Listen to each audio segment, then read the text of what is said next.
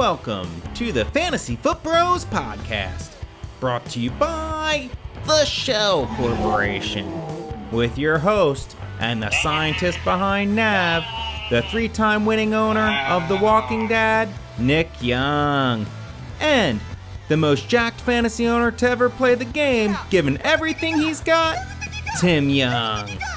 Now, let's get into some fantasy talk.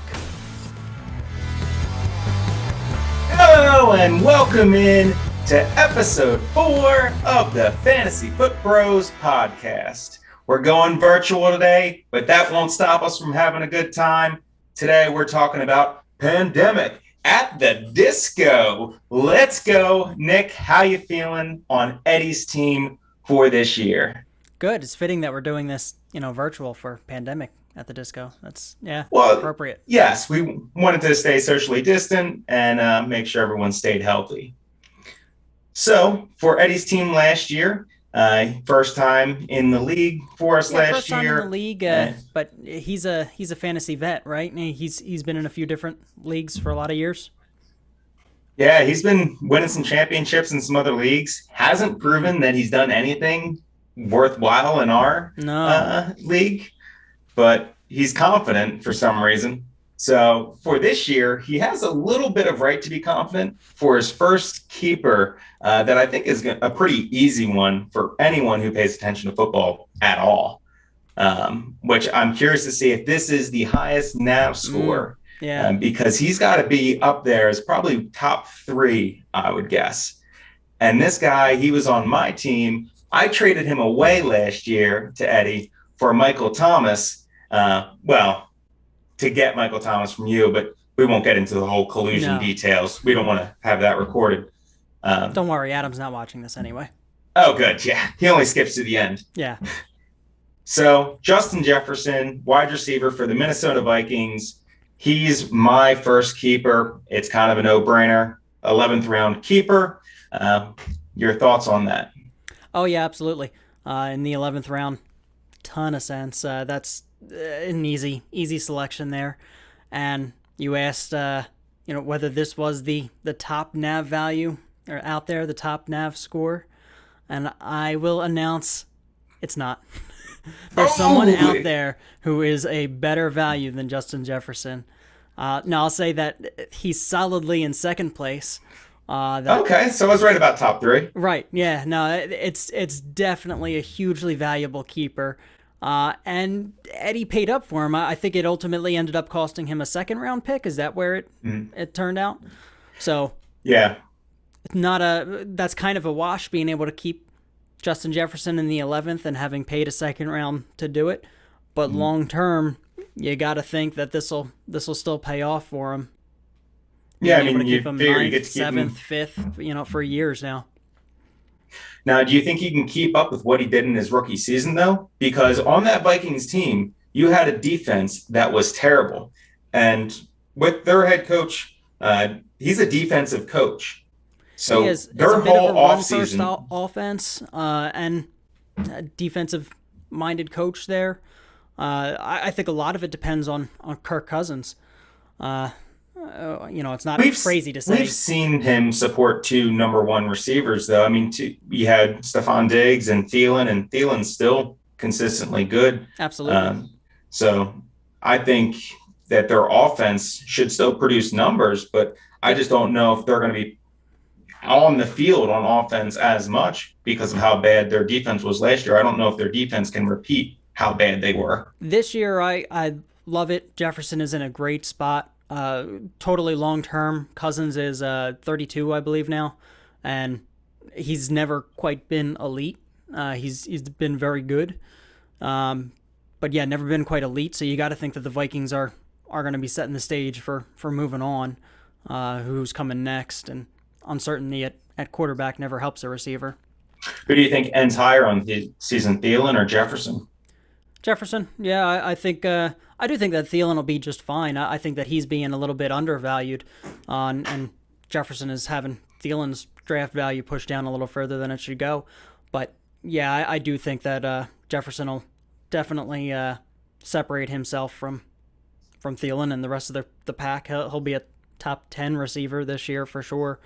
Maybe top 5. Yeah. Yeah, I think he has the capability of it. I have him going as like a top 6 receiver right now.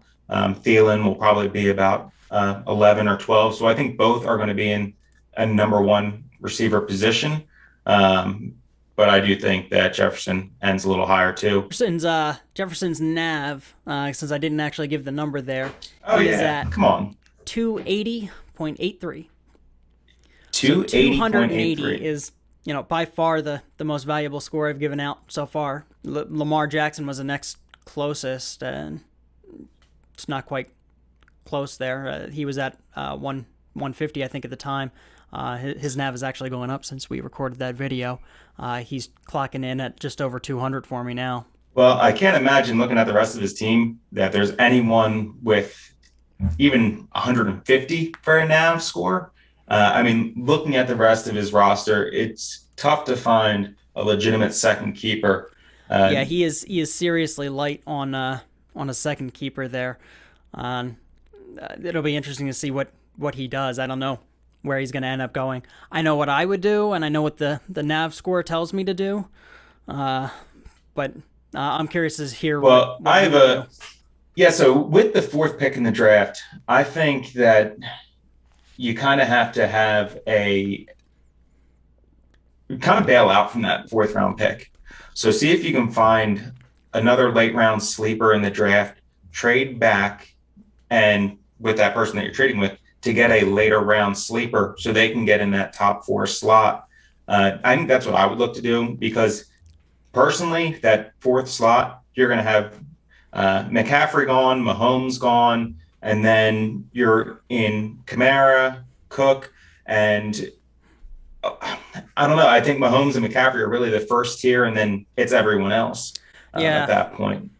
As I was looking at his situation, I came away thinking the same thing, that from his number 4 overall draft slot, that makes sense to trade down, try to pick up some extra assets, and maybe make up for that keeper. 2nd round pick that he lost for Jefferson. Yep. Someone with I think that's 3 players with a NAV score over 100. Spoiler: Brian Cannon. Pay attention. Ought to come to him with a trade offer. Brian was tossing out Darren Waller as a potential trade bait, which would be a huge keeper, especially for Eddie's situation here. Now, the only other one that you could argue, and it's probably about a 0 or 0.7 on the NAV, is Allen Robinson, keeping him in the 4th round at the 4.9. Or 4.11? Is it 11? Yeah, so he does have the 9th pick of the 4th round, but he also has that 11th. And so keeping him there, I'm close to a 5th round pick for Allen Robinson. I think that's a legitimate keeper option. Yeah, it is. That's where I have his next best bet being. His NAV is at 31.2, so pretty distant from Justin Jefferson. Still a little bit of value there, but I definitely like the idea of trying to find a trade partner to get somebody a little more valuable. Allen Robinson, he's certainly talented, but it's such a terrible situation with Andy Dalton going to have the job for who knows how long, and then over to a rookie quarterback. I was going to ask you. Yeah. Who do you have more confidence in? They're saying Dalton's going to start because they made a stupid promise to start him, or Matt Nagy promised him, and now Matt Nagy's coming out and saying, "Oh, it's a promise." The way they are. So I could see him starting for 3 games, then get benched, and then they start Justin Fields, and he takes over for the rest of the year. So there's a little bit of a light spot about 3 games in on their schedule, where they play the Lions, where it would be the best opportunity to bring him out early. Otherwise, he's probably Justin Fields probably isn't seeing action until week 8 or 9. Yeah, who do you have more confidence in for Dalton or Fields? Who do you think gives Allen Robinson the best chance at putting up fantasy numbers? We've seen Dalton support a top receiver, not necessarily a group of them, but he's supported a top receiver time with the Bengals, and even last year, Amari Cooper. CeeDee Lamb fell off the face of the planet. He did, and Dalton couldn't do anything to get multiple receivers to produce, but he at least liked his top target. And I think Allen Robinson will be just fine. That he'll probably return on value in that 4th round pick there. But now some people being drafted right near him. You have Michael Thomas, Keenan Allen, and him all in the same round, same time frame. Yeah, and Michael Thomas, I think, is actually going to 3? slip even further. That right now, average draft position is saying that Michael Thomas is there, but as things continue to get updated and with his injury news, and I could definitely see that falling. Yeah, well, that's where I kind of projected it out because I mean, with those 3 on paper, I mean, I guess you could say Keenan Allen is probably the best of the 3. Given his circumstance. Yeah. And with Herbert, he's got plenty of reps there, a season last year. For Michael sure, Thomas, I'd easily go Keenan Allen over Allen Robinson. Yeah, I agree. That's the top one. And then between Michael Thomas and Robinson, given the Michael Thomas situation, which one would you go there? Allen Robinson. And I'm a big Michael Thomas keeper value at a second, because next year one of them blows up, you can keep them at a second. I don't have faith that either one of them will be worth a second next year. Michael Thomas has a better chance, but hey, I don't think it's a ton of value, and give me the guy that's going to produce more this year. Yeah, that's reasonable. Now, another late round wide receiver that I think is kind of off the radar for a lot of people, but I'm going to throw him on the radar, is Will Fuller. I think he is a great late round sleeper, someone that I would look for in 12th, maybe 11th to 13th round, wherever he falls in there. It's really someone I like. Going into Miami now, even though I don't love Miami's offense, I love him as a playmaker. He ended the season with the most touchdowns by for all of his receivers in Houston, and he missed 5 games from a suspension.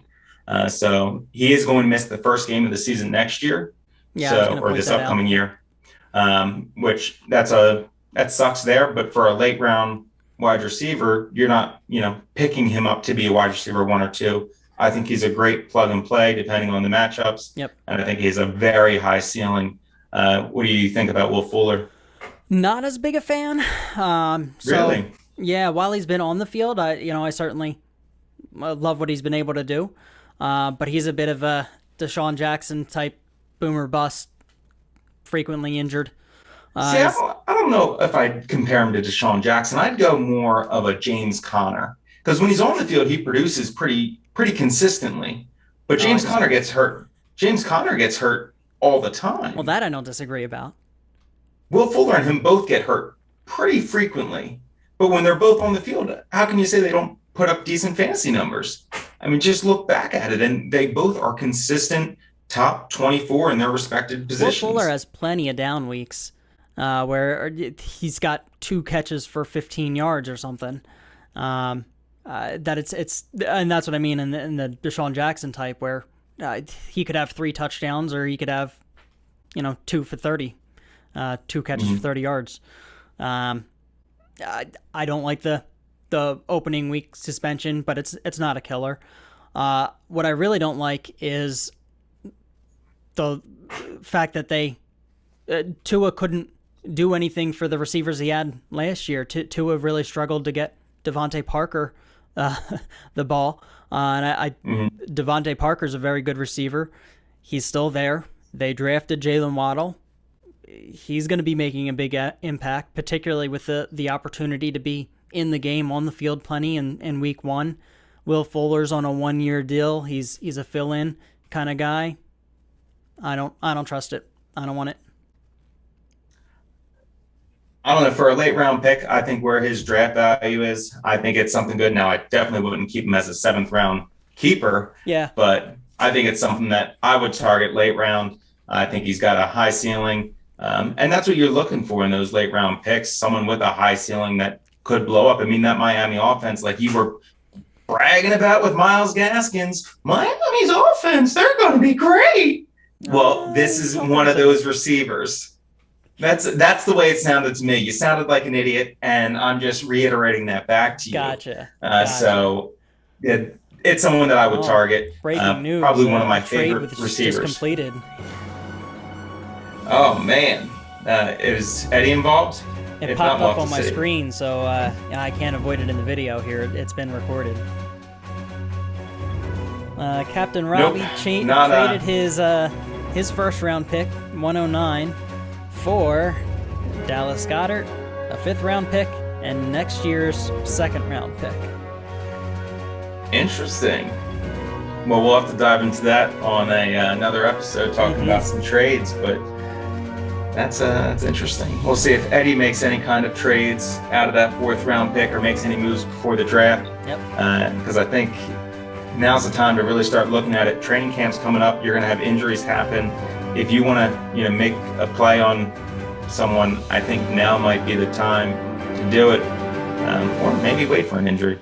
But another player on Eddie's team that I wanted to kind of just bring up, I know we talked about him before a little bit, coming back from good old Tommy John surgery, Ben Roethlisberger.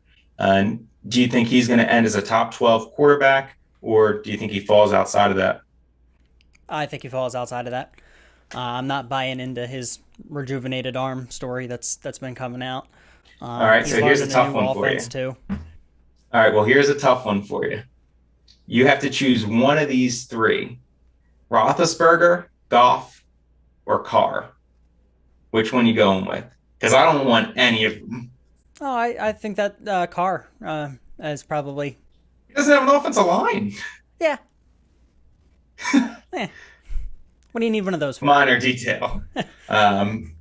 Yeah, I'm not a huge fan of any of them. I wouldn't really want them on my roster. But yeah, if I had to pick one of them, it would be Roethlisberger, I think. The Steelers' offensive line lost some pieces as well. They didn't improve this year. They have more weapons, and no, they didn't. They lost, I think, 4 of their 5 starters too, so they're in just as bad of a position. I just have a little more faith in Roethlisberger being experienced, and Carr's frustrating, and having Mariota. Is Mariota still there? He's still in the background, or he goes somewhere else? He's still in Oakland, or Las Vegas. Well, that's the only thing I wanted to mention about his Will players. Fuller, you mentioned he's at a -50 on the NAV, so definitely not somebody to keep in the 7th. Roethlisberger I have at -120 for keeping in the 5th. So don't keep those guys. Yeah, don't keep them. Don't keep any of his running backs. All of them suck. I don't even know why they were on his roster. He does have Nick Mullins, though. Nick Mullins is sneaky. Yep, sneaky 11th round. What's his NAV at? So right now that is solidly in the NA category. Mm-hmm. That's what I had him ranked as mine as well, undrafted, and no one should even look at him. But, he's a Philly native. Well, not a Philly native, but he's on the Philadelphia Eagles. Right, yes. You get what I mean. If the plane is landed, he is currently native to Philly. He is a resident of Philadelphia. Possibly. Or New Jersey, depending on where he lives. More likely. Anything else on Eddie's team? I think we went off the rails here a little bit. Nope. Sammy Watkins, Jared McKinnon, Preston Williams, nothing there. It'll be interesting to see if the Rams pull in another running back. Duke Johnson has been tossed around as an option. A receiving back there to pair up with Darrell Henderson makes sense. So Duke Johnson is somebody right now that is completely off the radar that possibly does pop up if he's in that Rams backfield. At a 5th round pick, still probably not, but maybe. Well, I think last week you said that you have Eddie losing the division. Is that right? I stand by that. Yep.